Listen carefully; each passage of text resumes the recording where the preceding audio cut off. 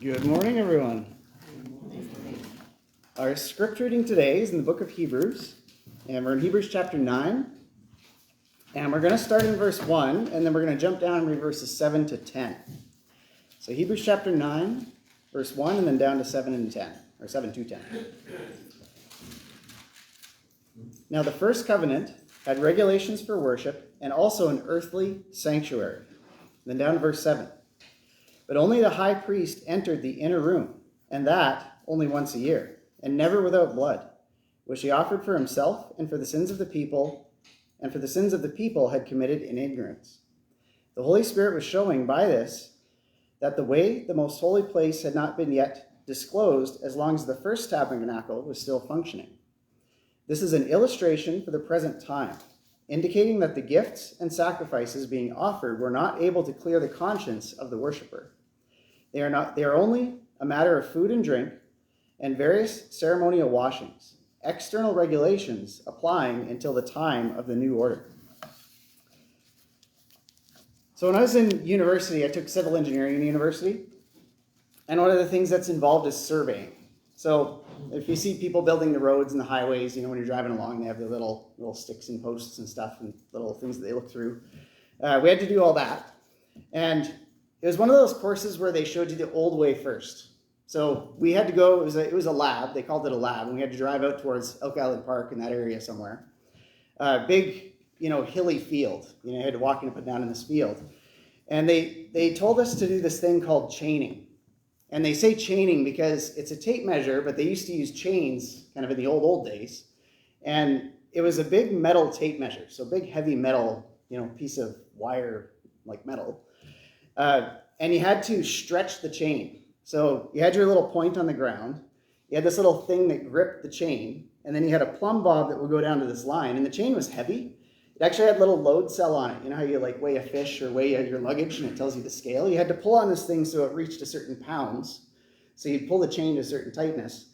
And then try to line up this little thing that was moving around on the ground. It was really hard. You'd be trying to pull this thing, moving around, trying to make it work. And then once you got your measurement, or so you thought this measurement, you had to do all these calculations to calculate how far it actually is from here to there. And it would be pretty far. It was like 20 meters, 30 meters you do at a time. You had to actually calculate, they called it the catenary. This is an engineering term. The chain would sag, or the tape measure would sag under its own weight. So you had to calculate how much measurement, how much extra length you had in the sag. And you actually had to calculate it based on the temperature. So you'd see how cold it was. Is it plus 5 or plus 20? Because the metal would contract or expand. So you'd have to have a calculation that would change your measurement based on the temperature as well. So it'd take forever, to do this. You're trying to stretch this thing. And you had to go all the way around the field to do this. And you had to close, they call it closing. So you had to come back to the same point that you were at within 4 millimeters. So you had to go all the way around this field and get down to this one spot again. You had to be at the same elevation in the same spot. You'd plot out all your points as you walked around this field, up and down the hills. You had to figure that part out too. So really a lot of work. And nowadays, they use GPS. So you put a stick on the ground and take a measurement, and that's where you are. You go to the next one, stick on the ground, measurement.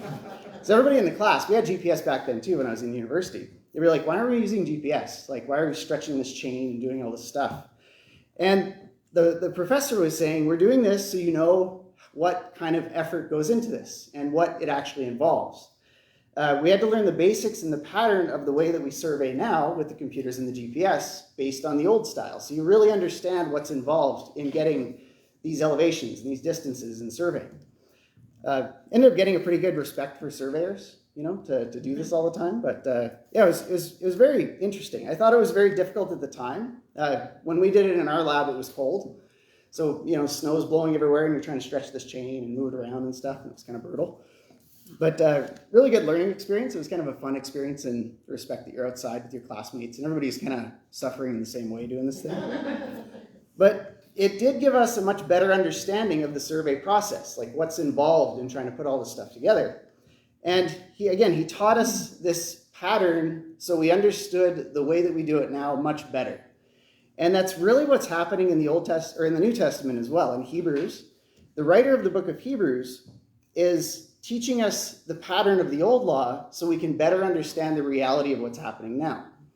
And as we've been going through the book of Hebrews, that's where we've come to now. In chapter 9, the writer of the book of Hebrews is explaining what happens in the earthly tabernacle, the sanctuary under the old law of Moses, and he's explaining what happened then so we can better understand the reality of what's happening right now. And that's what we're going to look at. The main points in the book of Hebrews, in general, is showing the superiority of Christ over Moses. We've looked at that up to this point. In chapter 8, we had a transition where it transitions the superiority of Christ to Moses, now to show the superiority of the new covenant to the old covenant. And that's what we're looking at now. In showing the superiority of the new covenant, 3 points are made. He talks about the better promises. That was our last lesson. He shows how the new covenant is better with respect to being a better sanctuary, the right reality of it all. That's what we're going to look at today and also next lesson as well. And also the new covenant showing how it's a better sacrifice as well. We saw that Hebrews, this new covenant has better promises. This is foretold through the prophet Jeremiah. We looked at this last lesson. And it shows how God promised a more close relationship with God. Something that was not possible under the old covenant. And he's saying, no, under the new covenant, we have a better promise. God promises us a closer relationship with his people, with the Christians, with us. And it's made possible with this forgiveness of sin. And in chapter 9, he starts talking to the idea of a better sanctuary. And again, he's going to show us and tell us about the earthly sanctuary first so that we can better understand the new sanctuary, the one that's under the new covenant, the one that's better and superior. So we're going to spend a little bit of time in the Old Testament today. So if you do have bookmarks, keep one in Hebrews chapter 9. We're going to be there. And we're going to go back to Exodus, about chapter 25. We're going to jump around in Exodus a little bit. But this passage is really going to show us what happens under the Old Testament law, under the old sanctuary, and what's happening in the earthly sanctuary that was under the law of Moses. So this is when Moses instituted the old law. They were still a nomadic people at the time. They're traveling through the wilderness. This is from Egypt to Canaan, so that between that time. And they're setting up this earthly tabernacle, these things that are in tents at the time. Hebrews 9, verses 1 and 2 is where we'll start. And then we'll go into Exodus after that. So Hebrews chapter 9, starting in verse 1. Now the first covenant had regulations for worship and also an earthly sanctuary. A tabernacle was set up. In its first room were the lampstand and the table with its consecrated bread. This was called the holy place. So here he's explaining and describing the old earthly sanctuary, the earthly tabernacle.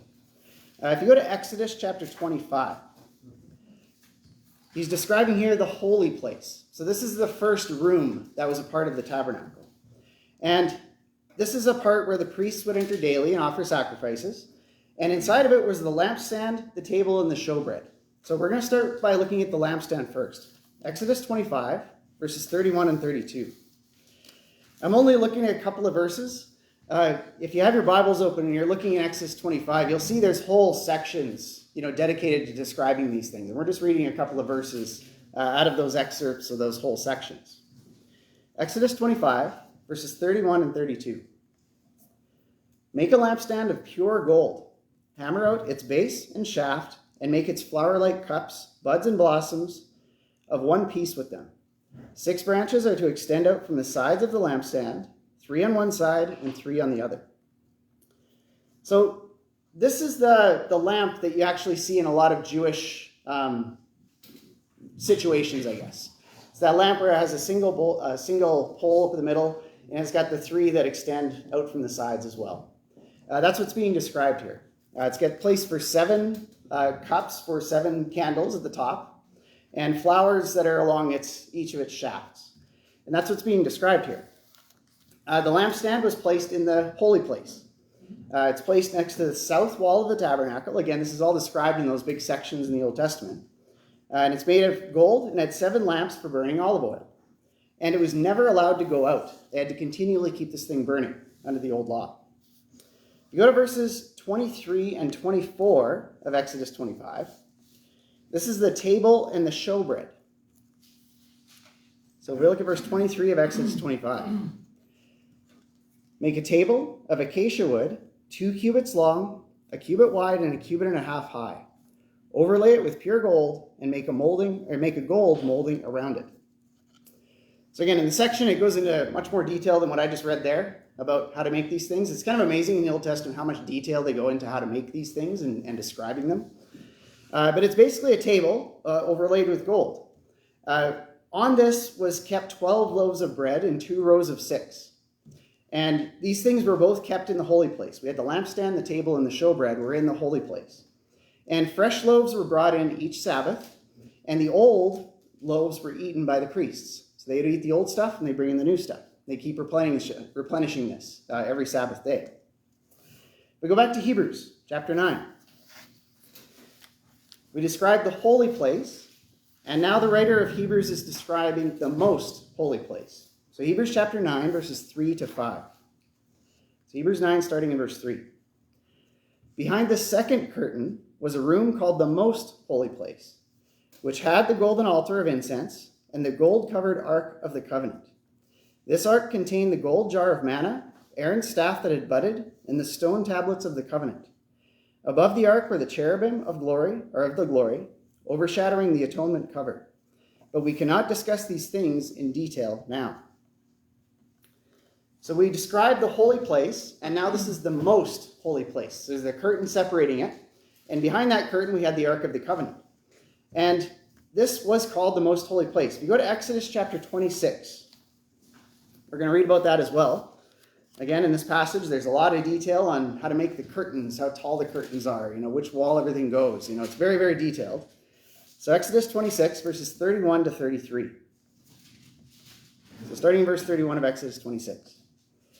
Make a curtain of blue, purple, and scarlet yarn, and finely twisted linen, with cherubim woven into it by a skilled worker.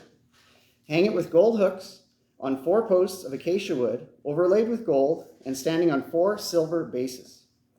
Hang the curtain from the clasps, and place the Ark of the Covenant law behind the curtain.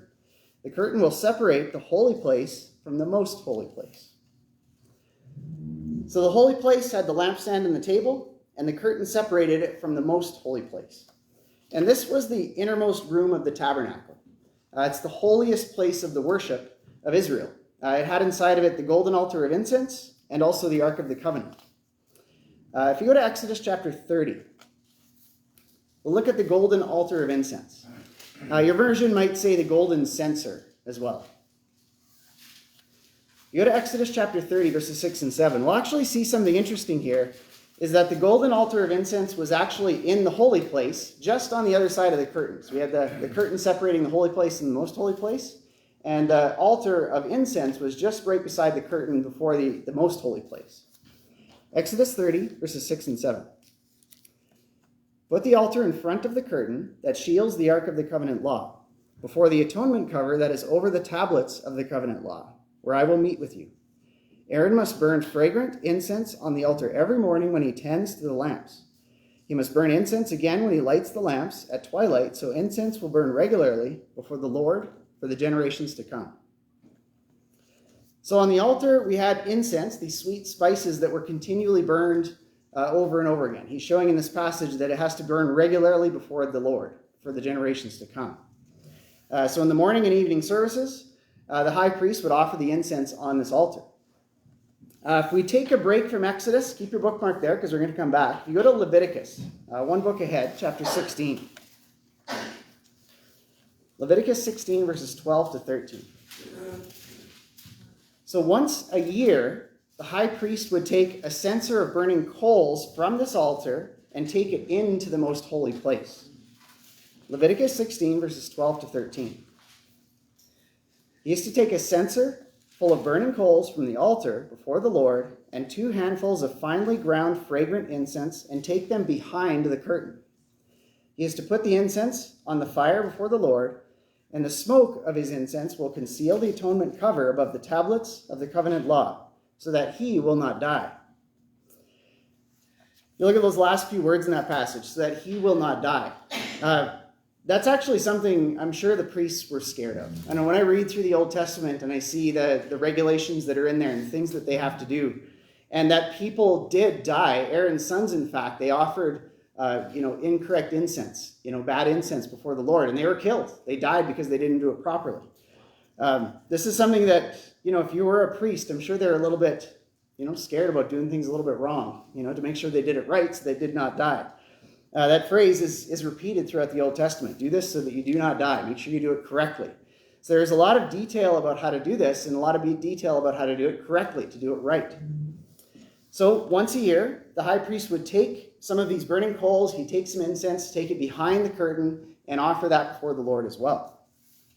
So in the book of Hebrews, in this passage that we looked at where it says, behind the second curtain was called the most holy place, which had the golden altar of incense. It's appropriate to say that the most holy place had the golden altar because that incense was continually permeating behind the curtain in the most holy place. It was a perpetual incense before the Lord. It was something that was constantly in that most holy place. So that shows how the most holy place had the golden altar of incense. And this annual ceremony in the Day of Atonement, where the high priest would take those burning coals and the incense and bring them in behind the curtain. Then we get on to the Ark of the Covenant, the other thing that is behind the curtain in the most holy place.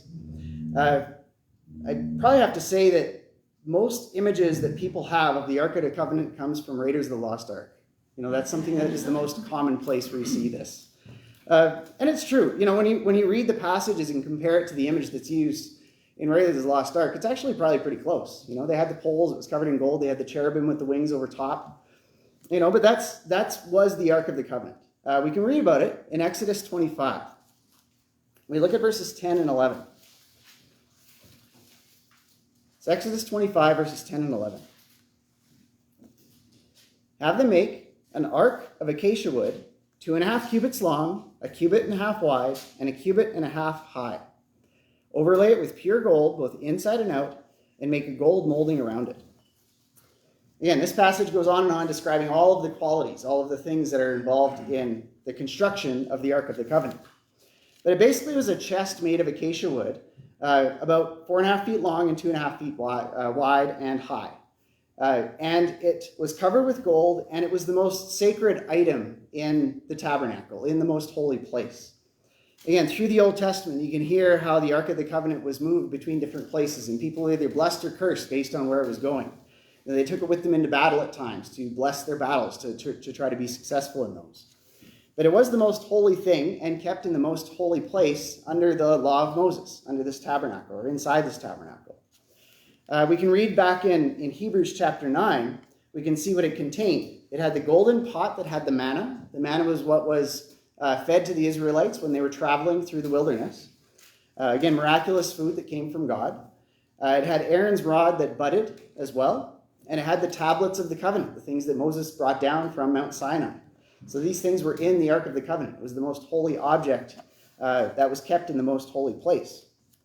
Exodus 25, verses 17 and 18. Covering the ark was the mercy seat. Exodus 25, starting in verse 17. Make an atonement cover of pure gold, 2.5 cubits long and 1.5 cubits wide. And make 2 cherubim out of hammered gold at the ends of the cover. So this mercy seat is basically a lid. It's the lid that goes on top of the chest, on top of the Ark of the Covenant, covered in gold and topped with 2 cherubim with wings stretched outward, going over top of the ark. Again, if you think of Raiders of the Lost Ark, it's probably pretty close to that. That's probably a decent image to think of in imagining what this thing looked like. Inside this earthly sanctuary or earthly tabernacle, they had the rituals, the things that they did under the old law of Moses. We see how it was described and how it was put together. Now we can look at what they did with this old earthly tabernacle. We'll go back to Hebrews 9, and we'll look at verses 6 and 7. Hebrews chapter 9, verses 6 and 7. When everything had been arranged like this, the priests entered regularly into the outer room to carry on their ministry. But only the high priest entered the inner room, and that only once a year, and never without blood, which he offered for himself and for the sins of the people had committed in ignorance. So here we have the rituals, the things that the priests did in the earthly sanctuary. The ritual of the holy place was a daily thing, something that happened day after day. So every morning and evening, the priests would go into the holy place, and they'd trim the lamps on the lampstand. They would offer incense on the altar of incense. That's the thing that they did day to day. I had to look this up. I was thinking, how do you trim a lamp? What does that actually mean? We don't really use oil lamps very much. You might. We actually have one in our house. I don't know when we got that, but it was a really long time ago. I don't think we ever used it or lit it up.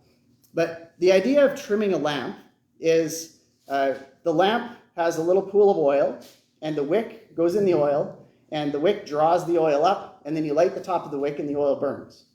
After a while, the wick gets charred, and it doesn't burn as brightly, so you trim off the wick and kind of raise it up a little bit, and then it burns brightly again. So that's what that means. So that was a part of their daily activities. They go and they trim the lamps, and they'd offer that incense on the altar as well. And then on the Sabbath, the priest would also replace that showbread that was on the table. They'd eat the old ones, and then they replace it with fresh ones on the Sabbath day. But none went into the most holy place during these daily services. They stood outside of that curtain. They were doing these things daily, but they didn't go into the most holy place. The most holy place was reserved for a yearly ritual. This only happened once a year. So the high priest was the only one who was allowed to enter the most holy place, and he did it on that Day of Atonement on an annual basis. The high priest would do three things. He'd offer that incense on the mercy seat. He'd bring it from that altar of incense and bring it in there and offer it again, so he'd have that fragrance before the Lord. He'd sprinkle the mercy seat with the blood of a bull. So that's the sin offering for himself and his family. So he'd offer that blood offering on the altar, on the mercy seat. And he'd also offer on the mercy seat the blood of a goat as a sin offering for the people. So he'd offer an offering for himself and his family, and then also for the people as well. And in this way, he offered his blood for his own sins and the people's sins that were committed in ignorance. The one thing that I always like when I'm reading the Old Testament is it shows us that wrong is wrong, regardless of our intent sometimes. It shows in here how it describes people commit sins out of ignorance, but they still have to be atoned for. They still have to be paid for. If you do something and you're kind of unaware that it's wrong, it doesn't change the fact that you did something wrong. If you make this error, the error is still made regardless of your intent to do it. So those sins still have to be paid for under the old law and also under the new law as well. You might think that's not fair sometimes, but regardless of our fairness or our idea of fairness, if something wrong happens, if you hit somebody with your car, say somebody's drunk and they drive into somebody and they kill them, but they're unaware of it. I didn't know I hit anybody because they were drunk. It doesn't change the fact that they killed somebody and they made the error. If we make an error and we make that mistake, it doesn't change the fact that the mistake was made. That's one thing through reading the Old Testament that really was driven home as I was reading through, is that idea of errors are errors, mistakes are mistakes, and they still have to be paid for, regardless of our intent and our awareness. And that's really is one reason I'm thankful for the sacrifice of Jesus, because all of those sins are paid for. Those things that we do make those mistakes that we're unaware of. But with this summary of the ritual of the earthly sanctuary, we're reminded of the services rendered under that first covenant. So again, the writer of Hebrews is showing us that these things happened in the old law. These rituals were taking place under the old law so that we can better understand what's happening under the new covenant. What was the true purpose of this service that they did under the old law? And did the sacrifices provide redemption under the old law? So in the next three verses, we go to Hebrews chapter 9, verses 8 to 10. These questions are answered. He tells us what the true purpose of the service is. He tells us whether or not the sacrifices offered under the old law provided that complete redemption. Hebrews 9, verses 8 and 10. The Holy Spirit was showing by this that the way into the most holy place had not yet been disclosed, as long as the first tabernacle was still functioning. This is an illustration for the present time, indicating that the gifts and sacrifices being offered were not able to clear the conscience of the worshiper. They are only a matter of food and drink and various ceremonial washings, external regulations applying until the time of the new order. We see in this passage that these things under the old law were symbolic. It was a copy and a shadow of the heavenly things. The version I read here in verse 9, it says, this is an illustration for the present time. I think in my Bible here it has It's something where it's an illustration. Your version might say a copy and a shadow, depending on what version you have. But it's a symbolic illustration for the present time. It's symbolically or showing and symbolizing what would eventually occur when Christ came. So again, it's showing us that pattern, the way things are going to be, but it's still symbolic. It's a copy and a shadow. When Christ comes, the true tabernacle, the true spiritual sanctuary is going to be established. If you go to Hebrews 9, verse 11, we're going to read ahead one verse into what we're going to look at next week, our next lesson. Hebrews 9, verse 11. But when Christ came as high priest of the good things that are now already here, he went through the greater and more perfect tabernacle that is not made with human hands, that is to say, is not a part of this creation. The things that were done in the old law were symbolic to be a shadow and a copy, something that's going to illustrate what's going to come in the future. And that's what's come now. Christ is now went through the greater and more perfect tabernacle that's not made with human hands, something that's not made of this creation. So we had the earthly one, and now we have a spiritual one. The earthly one is symbolic of the spiritual one that is now here, the real one that is now here. The Holy Spirit was indicating that these things had not yet been disclosed while the first tabernacle was still functioning. So they had the old law, it was still going on, but then when the time comes when the old law is going to be fulfilled and the Messiah comes, that's when the true spiritual tabernacle is going to come. If you look at Hebrews 9 and verse 9, there were limitations under the old law. Hebrews chapter 9 and verse 9. The gifts and sacrifices being offered were not able to clear the conscience of the worshiper. Under the old law, there were limitations on what it could do. They were required to do it under the old law, but that true forgiveness didn't come when Christ came. When Christ came and offered a sacrifice, that covered all of those things that happened throughout all time. They weren't able to clear those consciences. They were a matter of food and drink only. It was something that was only an external regulation. Just as the sanctuary was earthly, in your version it might say external, it might say fleshly if you have an older translation. The old sanctuary was earthly and physical in nature, and now that's in contrast to what is heavenly and spiritual. That's the true tabernacle that's now. These things under the old law, in that physical sense, were really designed to impact the physical side of mankind. It really impacted the senses. We had the incense. You could really smell it. It was something that really impacted those senses that we have, the sight, smell, touch, and that sort of thing. We had the blowing of trumpets, those different ceremonies that were happening under the old law, really emphasized and appealed to our physical side. But those things were only going to be temporary. Again, in your version, it might say something different. Mine says external, or these external regulations were only applying until the time of the new order. This is when changes in worship were going to be made. When that Old Testament was fulfilled and the new covenant was coming in, now we have a change in worship. It's going to transfer from earthly to spiritual. We have things that are really appealing to our physical side under the old law, and now they're going to appeal more to our spiritual side. If we go to John chapter 4, we'll look at verses 23 and 24. This time of a new order is the time of the new covenant, that fulfilling of the old law where Jesus came in and instituted the new covenant. In John chapter 4 and verses 23 and 24, this is the example of where Jesus was talking to the Samaritan woman. And starting in verse 23, he says, "Yet a time is coming, and is now come, when the true worshipers will worship the Father in the Spirit and in truth. For they are the kind of worshipers the Father seeks. God is Spirit, and his worshipers must worship in the Spirit and in truth."